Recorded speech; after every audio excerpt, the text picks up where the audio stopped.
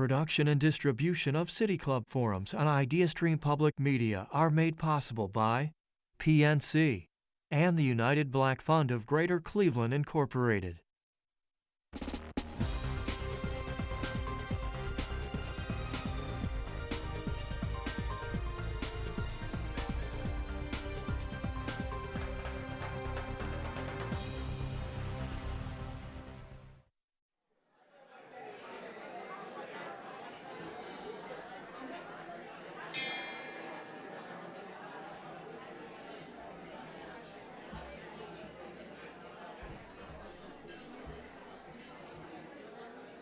Good afternoon, and welcome to the City Club of Cleveland, where we are devoted to conversations of consequence that help democracy thrive. It's Friday, July 8th. I'm Will Tarter, Second Vice President of the NAACP Cleveland Branch, and I'm pleased to welcome each of you to our forum today. It's the Stephen A. Minter Endowed Forum, as part of our Local Heroes series, which spotlights champions here in Northeast Ohio, whose hard work changes the way we view ourselves and our community. It is my honor to introduce our speaker, Crystal Bryant, Executive Director of the NAACP Cleveland Branch. After the murder of George Floyd in 2020, many Americans felt a commitment that this time things had to change. Protests and rallies packed cities, and promises were made to invest in the necessary steps to address inequalities faced in Black communities. But for many Black Americans, this commitment rang hollow. Then, in May 2022, a mass shooting at a supermarket in Buffalo targeted a predominantly Black community and its residents. It was a stark reminder about the progress yet to be made against racism in this country, and what it means to be Black while doing exceedingly ordinary things like jogging or grocery shopping. It begs us to ask what freedom, what liberty, and what justice for all actually looks like for Black Americans, and in the face of these constant threats and targeted violence. Our speaker today was named Executive Director of the NAACP Cleveland Branch in early 2021, launching the organization into a new era of leadership during a critical time. Crystal is an East Cleveland native with strong community ties. She graduated from Shaw High School and earned a bachelor's degree in social work from Cleveland State University. She then earned a master's degree in criminal justice administration from Tiffin University and a Juris Doctorate from the Cleveland Marshall College of Law, all while working full-time as a social worker.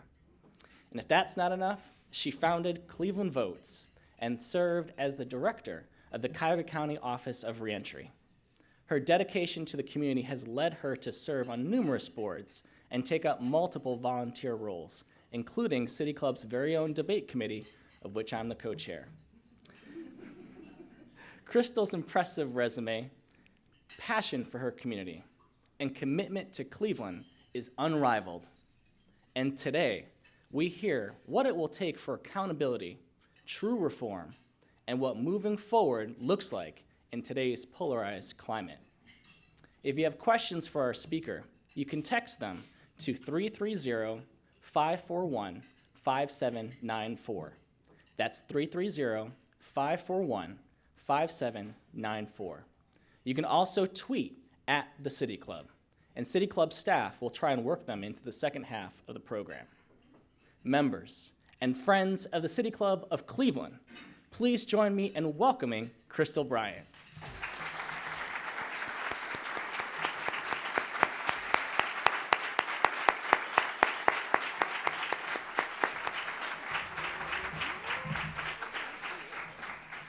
All right, can you hear me? Okay, so let's get into this thing. I want to give you a few disclaimers about myself outside of that bio. I think Dan probably summed it up best. I believe in speaking truth to power. I tell no lies. If it offends someone, it's not the intent. But without truth, we will get nowhere in the room. I love to curse, but don't worry, City Club. I'm going to hold my tongue today. I'm going to hold my tongue and look out in the audience. I do this with passion. I do this fearlessly. I do it so my son at the front table, who is not paying any attention to me, will hopefully never have to go through any of the things that we are consistently fighting today and our ancestors have fought in the past. I may drop a few rap lyrics, like, if we quote people, those are the people of my time. I am a 90s baby born in 81, so those Tupac lyrics were prominent for me. So let's talk about the examination of freedom. And I'm also a storyteller. I have often been told throughout the years that people don't remember numbers. I can give you all the data and the stats in the world, and you would forget it tomorrow. But if I give you something that you can feel, something that resonates with you all, you may never forget it, and you can use those same stories as you move into community to make changes. Every person in here is a local hero, right? What does that even mean? I'm often asked the question, what does success look like? What is your greatest success? And I always tell them I really can't answer that question because until we're all free, none of us are free. There are no successes for me, right? So, all right, let's talk about this. So when I started at the NAACP as the executive director in April of 2021, I do these things called tours, and I go out and I meet folk in community because I come in with a vision about where I want to take the organization. And so it's necessary to know who are going to be your allies and your partners in those spaces, and who do I need to connect with. And so during this tour, because it was maybe a year post George Floyd's murder, you meet many, many interesting people, especially in the space of the NAACP. And so I was given the question many times, well, what is the NAACP going to, do about this? And this is the time, and things are going to change. And I've spoken to my grandchildren, and Gen Z will be the generation that will move this forward, and we won't go back. And, I would just kind of stare at them and smile because the NAACP, let's be honest, is a part of the institution, so there's some politics involved. And I just put on a nice smile and I say, yeah, okay. And they probably read through, my nice smile, like, well, why are you giving me that sarcastic smile? What does that mean? You don't believe that things are going to change? We're committed.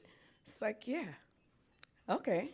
And that one particular person challenged me during my tour, and he said, I think you're a bit of a pessimist. And I had to, politely tell him I don't believe that I'm a pessimist. In fact, I believe that I'm a realist, recognizing that, this is an opportunity to seize the moment for freedom fighters that are in the room, for those who do this work day in and day out for no other reason than the fact that you want to see things change. We all know it was a moment to capitalize off the momentum, but it was not going to be a momentum that was going to be long-standing. Because if you are not a part of the oppressed, you're not thinking about it every day. It doesn't become your problem. You don't see it as your problem. So I said, no, I look at it as a moment in time where we must seize the opportunity while it's relevant to everybody, because it's relevant to us every single day. I'm a realist, so I'm prepared to handle it even when it's no longer relevant to those who decides it's not popular.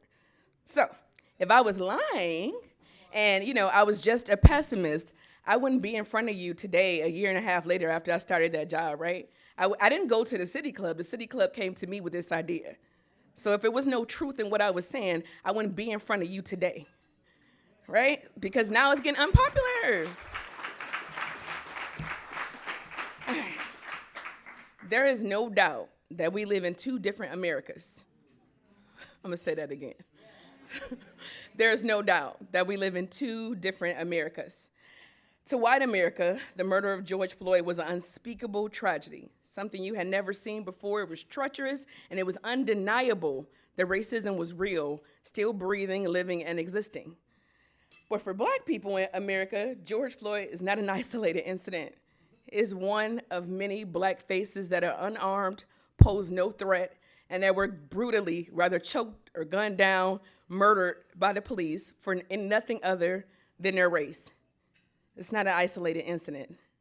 In the last 5 years, there have been over 135 unarmed black men or women murdered at the hands of the police for nothing more than their race.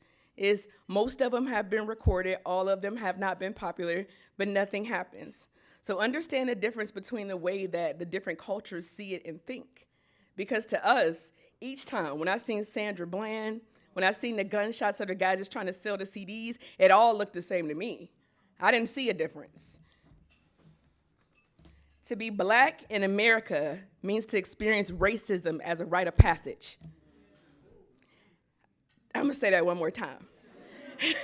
To be black in America means to experience racism as a rite of passage for every black or brown person, regardless of age or sex or socioeconomic status. So it means that my son, at some point in his life, he doesn't understand. He thinks I'm like super crazy. Because when I try to prepare him for life as he gets older, I say, things will change. You'll have to do this. Or the bigger you get in stature, the taller you get, people will look at you different. They won't speak to you the same way. And it's a hurtful conversation to have. And I always have to balance out, am I creating a space for this to coexist, or am I preparing him? But either way, he's my son, and I want him to be ready. All right, so there's a story sometimes we tell at Cleveland Vote. Shout out to CV, with my co-founder Erica Anthony. She calls those that are in the room firefighters, and she calls us firefighters because we always say in democracy, the world is on fire. Every time you turn around, we are all like, oh my God, it is something else. We are consistently on the reactive because we have to constantly put out some kind of fire. So for the black firefighters in the room, you have to think about extinguishing flames from a race-conscious approach in the work that we do. And you may be asking yourself, well, what does she mean by that? So let me expand a little bit more. In both my personal and professional life, there are many times in the groups that I'm civically engaged or involved in, I'm asked to put in my social capital to join a fight. They may not primarily be based upon race, but nevertheless, there are some similarities, and we are asked to join in. And when we are joined in the fight, it may be certain groups that folk want to work with. It may be opportunity areas or thought processes that we have as black women or black people. And when we try to insert that into the argument, we are quickly silenced. We are often asked, what does race have to do with it? Why are you speaking of race again? That makes no sense. This is not even about that. This is just about women's rights. What are you talking about? And so I said that to say, when you try to bring up race in a fight with your non-black peers that is silenced, you cannot continue to go along with the greater good. Every time we join in a fight but choose to dilute our own thought process, it comes at the expense of black people. Continued fight for freedom. Our history is unique. Our history is unique. It should not be silenced. And so is our fight.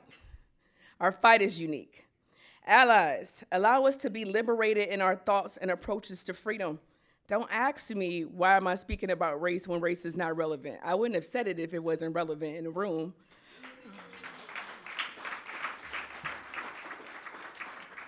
Our race has everything to do with it. When black people have worked to build their own because we were segregated, it was skillfully destroyed, it was plotted against and taken away. Nothing is given to us freely in the United States of America but death. When we built our own communities, white supremacy burnt it down. When we asked for health equity to prevent the early loss of children and maternal care, safe communities, mental health and substance abuse treatment, we are met with over-policed communities, a war on drugs, a lack of resources, community development, and funding. And we are also met with being the worst city for black women in America. Shout out to Chi-Chi and Enlightened Solutions. Our cries are often ignored, resulting in limited, restricted, or no access to opportunity at all. So I am pro-choice. I need to give you that disclaimer. But I need you to understand that our fights sometimes look different when I talk about that race-conscious approach, because the only thing that white supremacy has freely and willingly given to us, again, is death.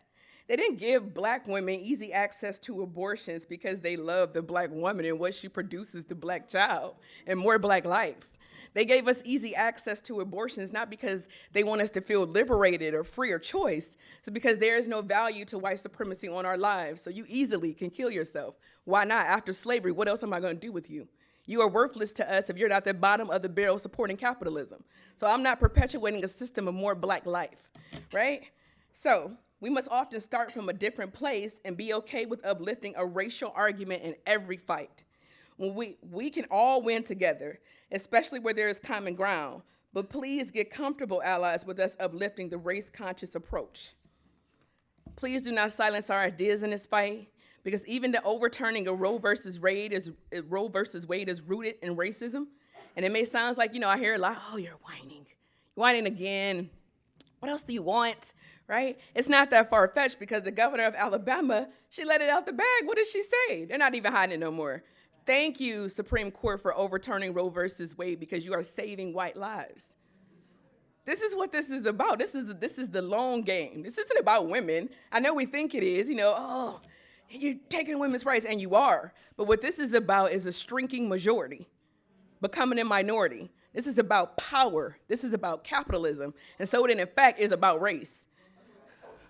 When examining the notion of black freedom in America, freedom implies independence. Yet such independence has never been realized for the black man or woman. We weren't given freedom on July 4th, and we weren't given freedom on Juneteenth. What kind of freedom is granted with an exception? An exception that continuously perpetuates the systematic racial inequalities in this unjust legal system. A legal system that is then used to block us from buying loans, from purchasing businesses, from creation of wealth, from creating any sense of real community, from obtaining occupational licenses. The mark of the legal system has more collateral consequences than the punishment created in the statute itself, which sends the black man or woman spiraling, creating broken homes and no opportunity for anything but recidivism and stereotypes that perpetuate fear and hatred. So if I were free, I would be able to, if there were no exceptions to the 13th Amendment, I would be able to do what?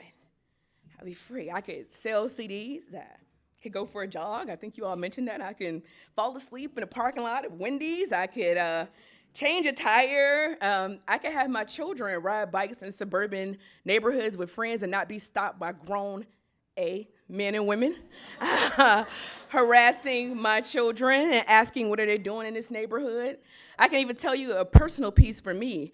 He has tons of non-black friends. And so I wouldn't have to pray before I send him off to the suburbs to make sure a neighbor doesn't have the wrong idea. And then some weekend they call me and tell me my son is hung from a tree, right? And nobody knows what happened. All right? It is the opportunity, if I knew what freedom looked like, where you don't have to rehire officers who they've proven were incompetent for murdering a 12-year-old and not doing their due diligence. Or what does it look like to be free? It would probably mean I would have the right to protest when a young man is murdered in Akron and the organization Freedom Black's organization is not surrounded by police like it's the 1970s and he's the Black Panther Party. That's what it probably would look like.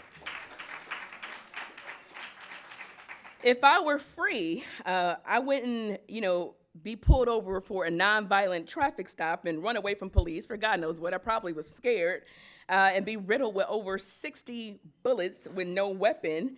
In the same weekend where those very free white men actually murdered officers, not citizens, officers and their service dogs, but was taken with no incident. If I were free. 400 years of institutional racism. From slavery to black codes to Jim Crow to redlining to the war on drugs to mass incarceration. And I want you to understand something. It's not like one started and then one ended and another one started. We feel the effects today of all of them. They never end. They never end. So don't ask me about what it means to examine freedom because we have never been free. Don't debate me when, according to the United States Census, for those who do believe in numbers, the state of Ohio has 59% of African Americans in their prison population, but 14% of us in the state of Ohio. Your United States Census doesn't look much different. We make up 11% of the population, but 60% of the prison population. National data tells you that 1 in 3 black men, count, 1 in 3 black men throughout their lifetime will end up incarcerated, while only 1 in 17 white. Does that mean we're so violent, angry, and enraged, and we're just doing everything wrong? Because we're beasts, right? That's how we do. So what does freedom look like in Black America? So my comrades, sometimes I call her my wife, my freedom fighter, my co-founder, whatever you want to call Erica Anthony, to know her is to love her, was doing a State of Democracy event a couple weeks ago for Cleveland Votes. And she talked about what does freedom look like? And she referenced some things from Third Space Action Lab's co-founder, Mordecai. And, we have to really think about that because I don't know what freedom looks like. I've never seen it. I've never tasted it. I've never felt it. I've never smelled it. I have no idea, so I can only imagine what it may look like. And I imagine it tastes real sweet. I love goodies. So you cannot provide liberty without accountability. And you can't provide equity instead of justice. The wells of slavery run deep. We are traumatized by our ancestors' experiences and an unspeakable reality in our day-to-day lives. In preparing for this, I read somewhere that we have only been given the amount of freedom that any well-kept slave could ask for. Where's the lie? So what will it take for accountability? In doing some research, I also found another quote that I thought was pretty dope. It said, one free man, and this was by Houston Hartsfield Holloway, for we colored people did not know how to be free, and the white people did not know how to have a free colored person about them, right? And so when you think about that, what do you need for accountability? You need to be able to reverse that. We have accountability in this thing too, Black people. So there'll be some things that are directly for you, right? Because you have to know how to be free. What was Harriet Tubman saying? I could have freed so many more if they knew they were slaves. Free your mind. White people, you have to be willing to really relinquish power. Not in a way that you think relinquishing power means, I put my money up. I sat next to you, I marched with you. Sometimes I just need you to be quiet and let me win. No, really. I don't need you to tell me how to lead my people to freedom. We've been doing it for a long time. I need you to trust me as your ally. Trust my leadership. Don't nickel and dime me. If you want us to do something and you want us to eradicate racism, you want to see freedom, then give me the resources we haven't been granted. There were no reparations here. Only our slave masters got them. We need acknowledgement. All of us as Americans have to stop lying to ourselves. America has its own unique culture, and we all are American. We share some very similar values of thinking we know everything, we're the best at everything, and that America don't stink, but it does. America is not candy-coated. America has a workaholic culture that is rooted in slavery and capitalism, and that's regardless of color. All we do is work. My husband's African. He's like, you always working. I know. We have countrywide laws that came into place after a child was murdered about standing your ground.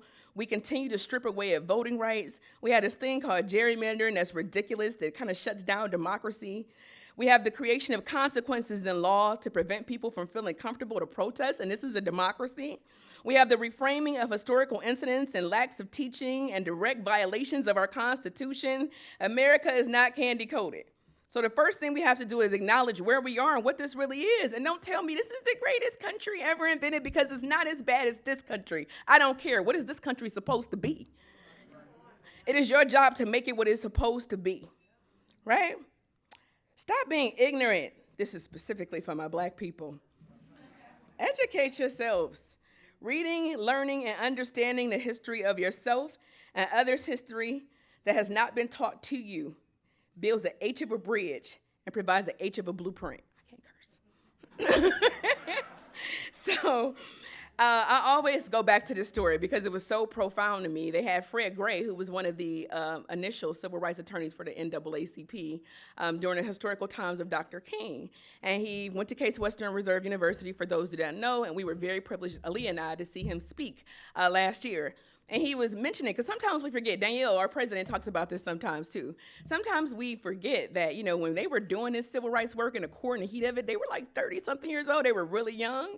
And so now he's like 90, and he's like, you all couldn't make it during my day. All you do is whine, you cry about everything, and you ain't even facing half of what I faced. And we didn't know what we was doing either. And that was like an aha moment. That was really important. It was critical because there was no blueprint for them.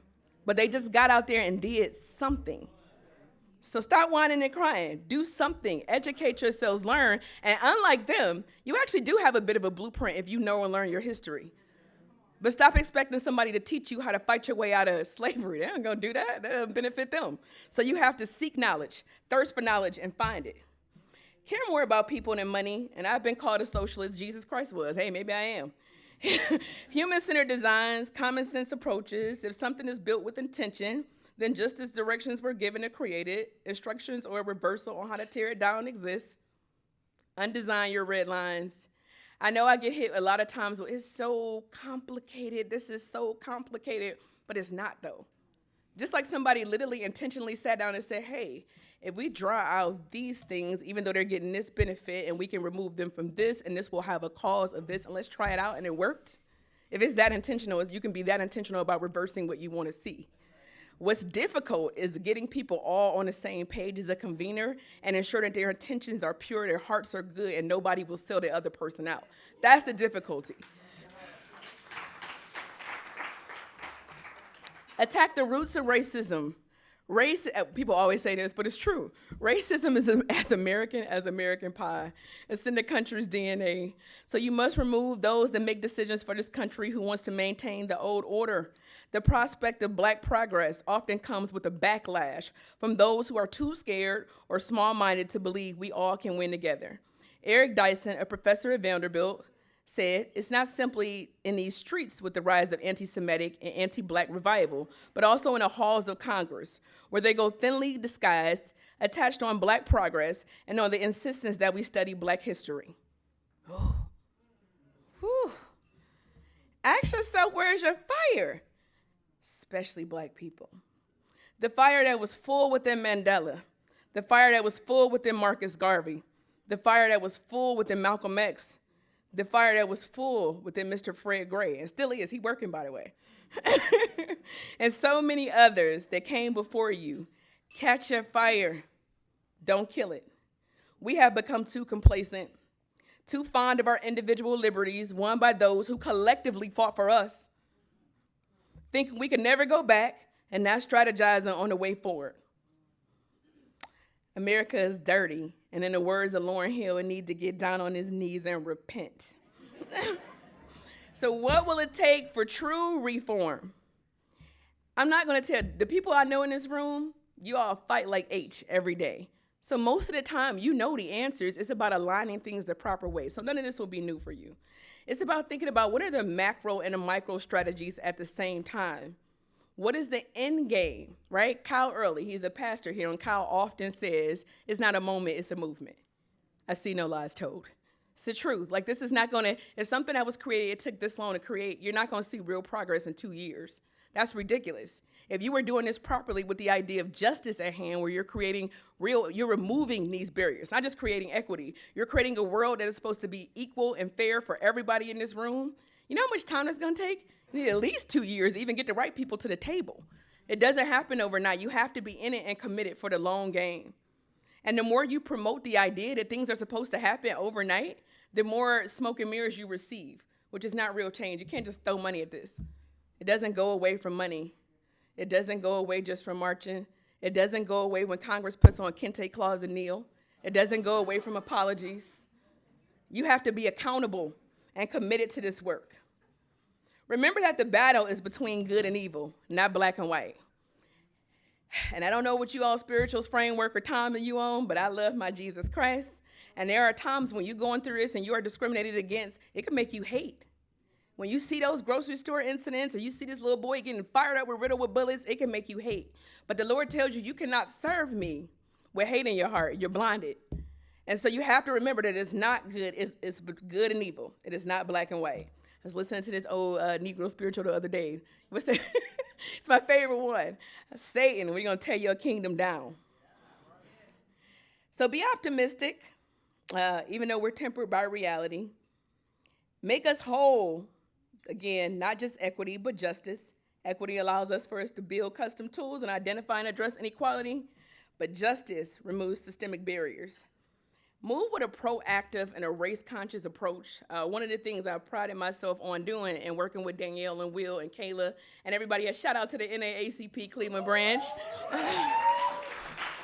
is to think about how do we do this in a proactive way? There will always be opportunities to react because we can't control other people. But you are responsible for controlling what you do as a community and how you fill in. And so it's thinking about being intentional and how we host legislators and educate legislators and create a policy agenda and build capacity and create accountability roundtables for the murder of Floyd's death, for all those local commitments to see where people are with those commitments. For us to create economic development series and wealth building symposiums so that black people can understand the weight of wealth is not your small business, even though those are great. There are plenty of times you have to be able to make passive income. That's how you build wealth. You can only be so many places at one time. But it's not game that was given to us, so it is our duty to create game for our people. That's our job. Well, that's mine anyway. It's proactive approach. All right? So, in closing, because I know I am running out of time, I just want to remind people here that it's strength in our lineage. Our lineage has royalty in it. We cannot fail if we do this together. And lastly, remember, advancing racial equity is not about extending special treatment for certain groups, but ending it. Thank you, City Club.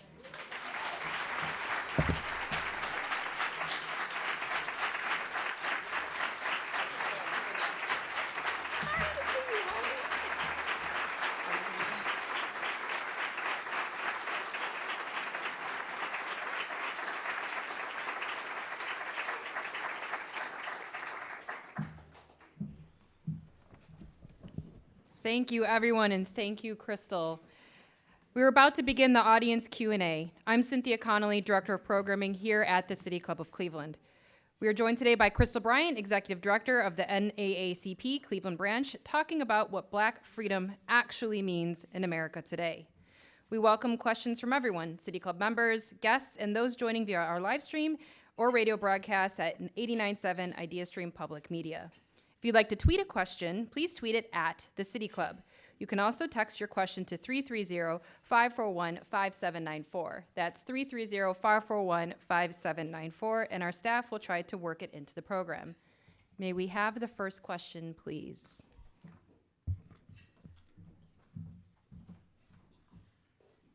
Hi, thank you so much for speaking with us here today. So I was wondering, you had mentioned kind of how those of us who aren't in it don't always see it. And it's hard for, a white person could never understand fully the struggles of the Black community here in America. And unfortunately, a reality of being part of the queer community is that some white queer people do not take that experience and think to themselves, oh, now I have people like reacting poorly to me. What does this mean about how I've been treating people who I've been taught to, disregard and stuff like that? So I guess my question is there ever been a time where, you see a missed opportunity with the queer community? You're just like, it's like if you could just expend your social capital in this way, or, so I guess that's what I was wondering is, other than trying to elevate Black voices and standing up in white spaces and speaking the truth, even when it's unpopular, is there anything that you've ever seen where you're like, queer community, you're missing an opportunity to help us out and we can help each other? Sure. So thank you for the question. I would say that there's often tons of missed opportunities, not just with the queer community, but other communities that are also faced with oppression. But I think what's really important to make a point out of, which I hope I did within this talk today, is that it's really hard to partner with other communities when we haven't organized ourselves. And so understand that a lot of what was built was lost because the bridge wasn't connected properly from generation to generation. And right now we are dying. We are in a state of emergency. And so it's not that there's no intersectionality, because there is. But sometimes when intersectionality happens, then our cause actually gets lost. It's silenced, it's dangled. So until we are organized and we know what we want as Black people and where we're trying to go, it's really hard to engage other people because we have to organize better. But there's tons of missed opportunities. So it may look like we are not moving. We are moving, we are rebuilding, and certainly when those hands, if it's time to be extended and you have one to extend, we certainly welcome partnerships. Good afternoon. I'm so glad you're here, Crystal. As many people know, my name is Merle Johnson. I serve on the State Board of Education. And a very, very, very quick story. In July 2020, the State Board passed a resolution condemning hate and racism. It passed by a vote of 12-5. 8 appointed members by the governor helped us pass it. In 2020, we had a different person elected, and he decided he wanted to rescind our resolution. So it was rescinded. But why I'm telling this story is because the 8 appointed members were threatened by the governor and a couple of senators that if they did not rescind that resolution, they would be kicked off the board. 2 board members chose not to vote to rescind it, and they were indeed asked by the governor's office to resign.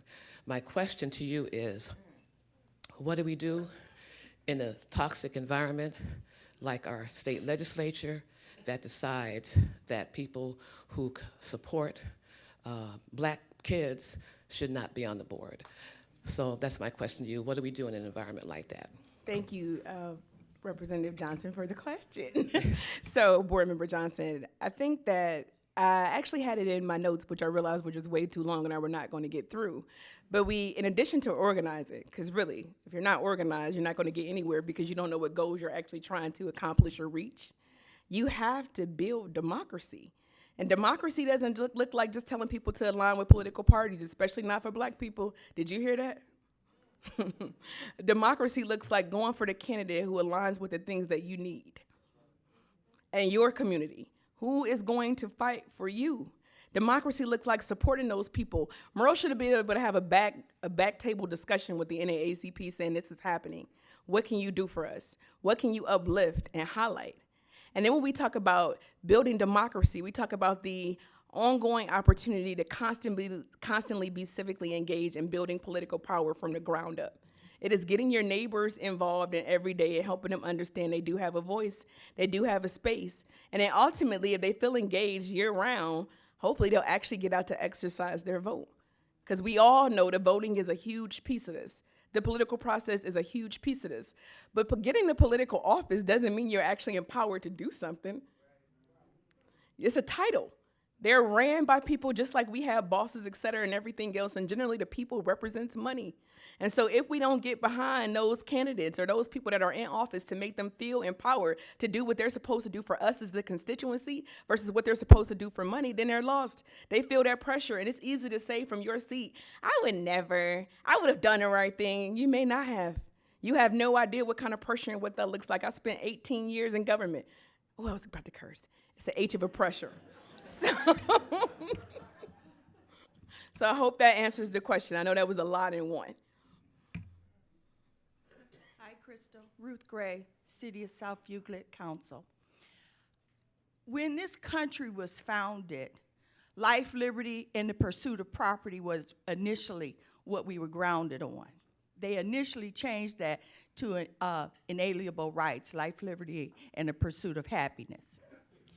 Moving forward in 2008, this country saw a housing crisis of monumental proportions. In Cleveland, specifically in greater Cleveland, thousands of people lost their homes, more likely were black African Americans. Those properties were foreclosed and they were sold to out-of-state lenders, and today it is difficult for those homeowners or people to buy property if you don't have the money.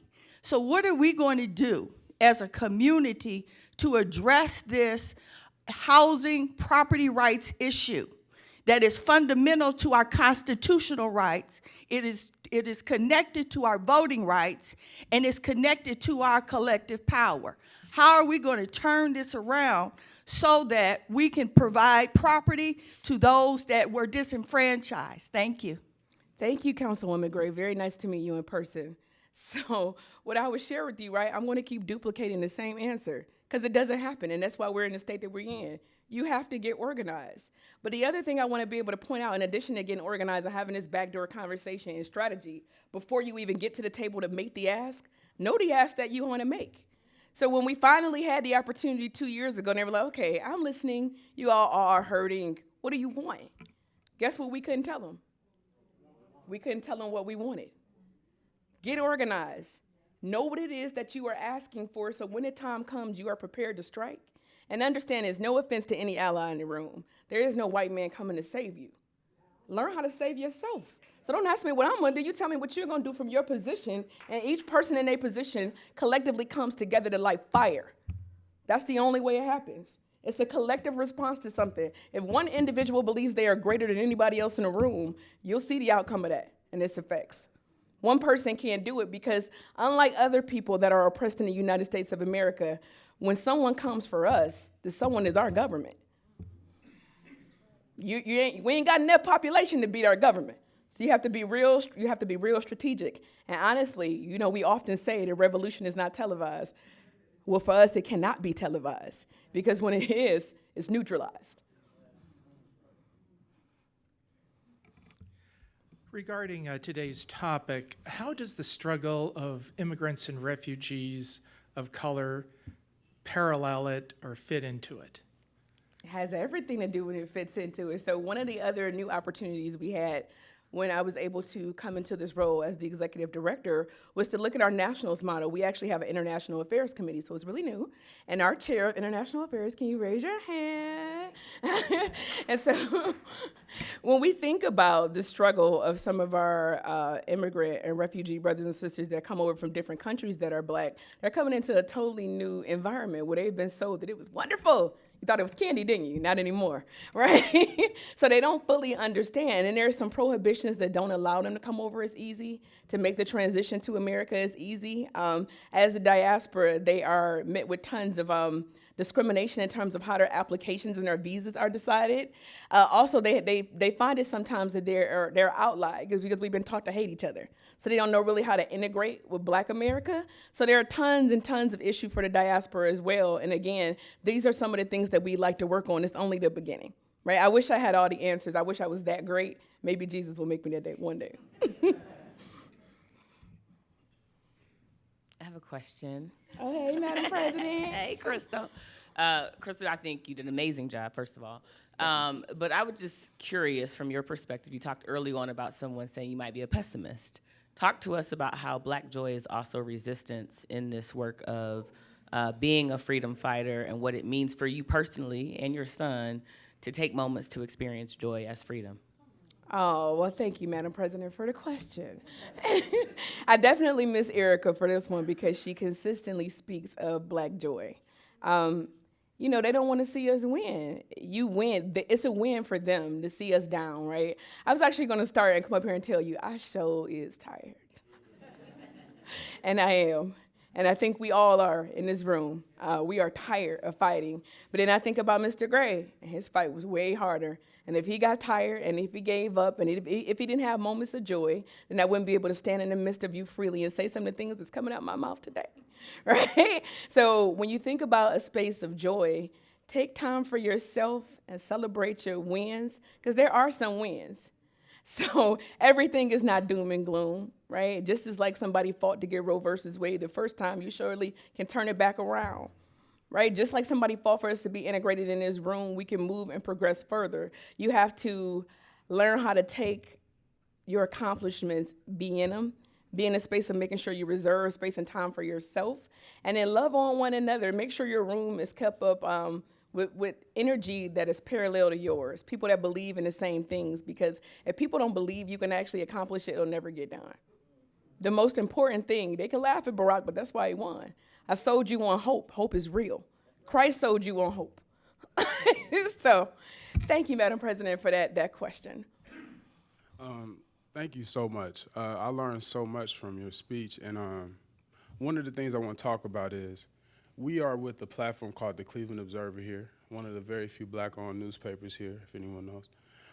We just got back from Tulsa, Oklahoma, and one of the things that they were talking about, this is where Black Wall Street was, and this is where the federal government dropped bombs on our own people. And they rebuilt afterwards, but what really got that whole community was them putting a highway through it. And so my question is, and it's in regards to Black platforms, to people who are influencers as Black individuals, what are ways that we can use our platforms and the influence that we have to connect those dots in action? And also, how are ways that we, as people who have influence, who has platforms, hold people accountable that either fund us, that support us, or that have influence in ways that could affect our bottom lines? That's a loaded question. Yeah. I wasn't ready. I just had to ask you. But thank you for the question. It is a very good one, and I hope to try to answer everything you asked. I actually had all this in notes. I just had way too long of a speech. So when you think about the opportunity to capitalize off one's power, is understanding your power. So many times we have this thing, right, especially in our nonprofit world, called mission creep. Because, you may not be doing or seeing the impact you want to see, and you're like, oh, well, what if I did this? I'm going to move into the housing space today. And so what we often have to understand, if you haven't even perfected your own mission, you don't need to move into the housing space, bruh. You need to focus on your work, Capitalize off the movement building you are doing, believe in your organization, and connect roots into the organizations who are doing the other pieces of it before you start building out and trying to create a wraparound or something. You have to believe in your vision and understand your power and where you are in the ecosystem, and think about what do you need to connect to. And what we are often missing is the convener. When Erica and I built Cleveland Votes, that whole idea is to have an entity that serves as convener for democracy building work. Because too many times in Cleveland, I will say this as a former government employee, we are resource rich, whether you believe it or not, in Cuyahoga County. You don't see impact because we are fragmented and siloed. And if the right doesn't know what the left is doing, then you're duplicating and you don't have impact. So organizing, strategizing, long game strategizing, not mission creeping, but reaching out to your right and left, being informed, coming to one table, having one collective plan and your individual plans, sticking to it to the long game, and being honest. It may look like it's easy to come up here when I notice some of the things I'm saying is insulting to people that I care dearly about. And who has had my back? Where's my Cynthia Dempsey? Right? And something that I could have said in this room could have easily offended her. But I want you to understand that a part of this is being able to speak truth. So when it is your funder, and you have to say, well, hey, you gave me $25,000. In fact, I'm just going to give you an example of what happened with a funder recently with us at the NAACP. Don't listen to this president. Because she my boss, I don't want to get fired. We had a funder who asked us to write a $10,000 grant. They specifically wanted it for one of two things or both. And so when we were having the conversation, I'm like, well, $10,000, you can't get both. You can get one. You have a full staff. Who do I look like to you? Stop letting people pimp you, because where one person doesn't do it, understand that God would provide. And that same week, I was having a random conversation with somebody, and they was like, oh, we'll cut you a check. No grant application, none of it. God will provide when you are doing the work that he destined and sent you to do. Oh, Lord. What? I love you. Well, we go way far back, and thank you for this excellent speech. You continue to be an inspiration to me every single day. So I just wanted to publicly say that. But here's my question, and I will try to keep it brief, and I'm sure we'll have a long conversation over some coffee that I promise I'll buy for you. The question and the challenge that I'm confronted with is that this is for Black people only, is that within our community there's a divide between the young and the old. I'm not gonna try to draw generational gaps or generational lines, but we seem to divide ourselves. And what can you speak to uniting across these generational gaps? And how do we also pass on knowledge so that it is not lost, and that we continue to remember the blueprint that you rightly said is already there, but due to the tension or whatever it may be. So can you speak? I can. I think as a Black community, we have always been divided. That's how I get you. I divide and I conquer, right? I get to tell you on the census you no longer get to be Hispanic, you could be Black or white. Division is how you conquer people. So I'll tell you for us, and I think it may not be unique to Cleveland, but Cleveland definitely has some challenges. What we have to understand as a people is that there is nothing we can do without our ancestors, right? Like, they told you who sponsored this today, right? Somebody left the resources to be impactful, to get up here and speak about local heroes. So you have to acknowledge those who were before you and stop thinking you know everything, because they likely did it already. Your idea may be more tech savvy, but best believe they've done it already. You're not as smart as you think you are. So acknowledge them, seek them out. We are often always waiting for somebody to come to us because my feelings hurt. But we are in a state of an emergency, so it doesn't matter if your feelings hurt. You don't got time for that. Humble yourself. And so what I often say, even though sometimes they talk to us crazy, because our elders do, I suck it up and I still go. Because even if they're not receptive the first time, if I keep pulling them back, and then I leverage them to bring in all the other elders, then we're in a different space. Because we know what was done to us, whether it was intentional or unintentional. We are at the age of 40. I know, I don't look it. For us to start now building the next regime underneath. So, it's very easy to critique from a seat, but without even realizing, we often do it too. So when you see the next person coming up, make time. It doesn't matter how exhausted you are. It's unfair to us, but that is our state. We have to constantly build and drive. Reach back, build bridges, get them new information, task them with things, because you have to be developing your next set of freedom fighters. This is not a moment, it's a movement. Shout out to Kyle, right? And so you have to prepare your next ones as well and think about what information they need and start to task them and channel them and champion them and document. History is critical. We had the opportunity this year to work with our History Center to go dig back what we have in our archives of the NAACP at a local level. We talked about even Black history and how they've created these markers with the Restoration Society. But also we challenged the idea at the History Center that Black history is not just what you Google from the Civil Rights Movement. There are many Black champions that white people may not consider champions. So I asked them, well, did you know that the UNIA was headquartered here? Marcus Garvey's organization was headquartered here. That is our history. And some people may want to see him as an offender of postal services, but I'm telling you, he was a champion. He was a leader for Black people. And so, again, know your history. It's not stupid. It's not like unhip or not cool. You have to know your history. You have to go back and teach others to want to get your history. You have to take the step to build the bridge backwards and forwards. I know it's a lot of weight. But it's what we lean back. It's what we tasked to do. I hope that answers it. So my father, Stephen Minter, would have been very proud and honored that you were on the podium today speaking about Black freedom. I think he would have been inspired. Thank you. When he was retiring from the Cleveland Foundation, this is what he said.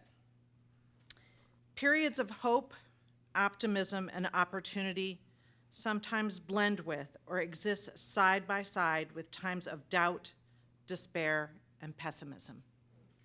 He understood that confrontation created moments when change can happen. Speak to us about where you see the greatest opportunities for our local branch of the NAACP to make a difference. Oh, hey now, Ms. Minter. I'll just tell you that honestly, there are limitless opportunities because there is so much work to be done, right? We're talking about a new study that just said Cleveland is the worst place for Black women. Not like a study from 1920s. No, now, today. So there is so much work to be done if you understand your position. If you're in a position of philanthropy or corporate responsibility, give to operational costs. Don't program us to death. Please. Because guess what? I could run far more many programs for you if you gave me staff capacity. Give me the capacity for the work you want to see done. If you are an organizer on the ground, marching every day, stand your ground. You a brave mother.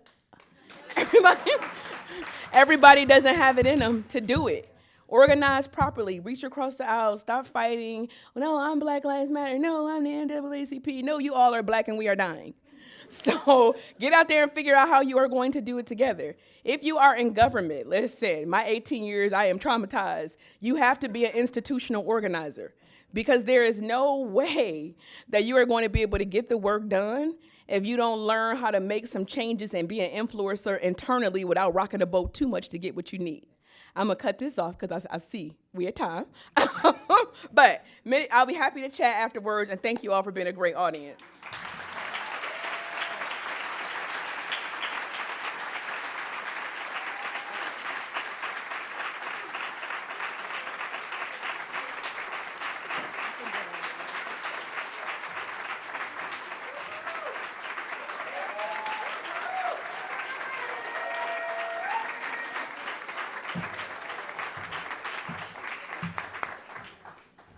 I feel like we could have stood here for at least 5 minutes clapping for you, Crystal. That was absolutely incredible. Thank you so much for joining us today.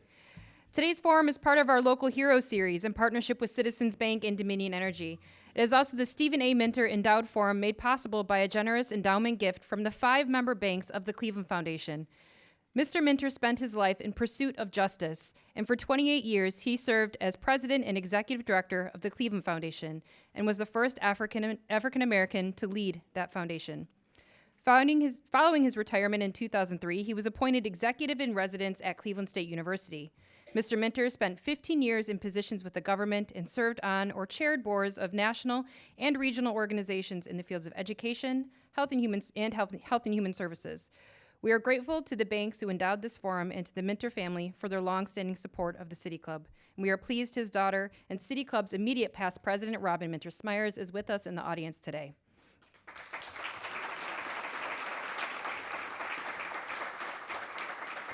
We would also like to welcome guests at the tables hosted by Birthing Beautiful Communities, the Center for Community Solutions, the Shar and Chuck Fowler Family Foundation, Citizens Bank, Cleveland Heights University Heights Public Library, Cleveland NAACP, Cleveland Votes, Dominion Energy, the Jewish Federation of Cleveland, Legal Aid Society of Cleveland, the Northeast Ohio Regional Sewer District, Policy Matters Ohio, and Sisters of Notre Dame of the USA. Thank you all for being here today.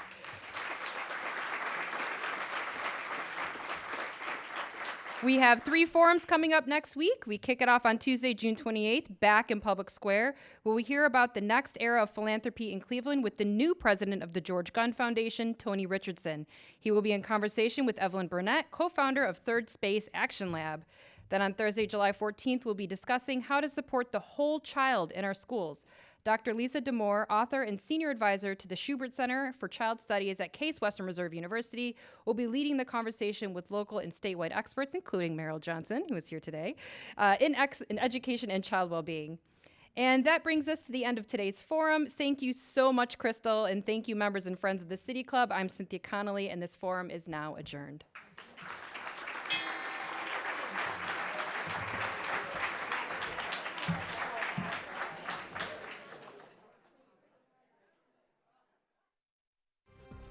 For information on upcoming speakers or for podcasts of the City Club, go to cityclub.org.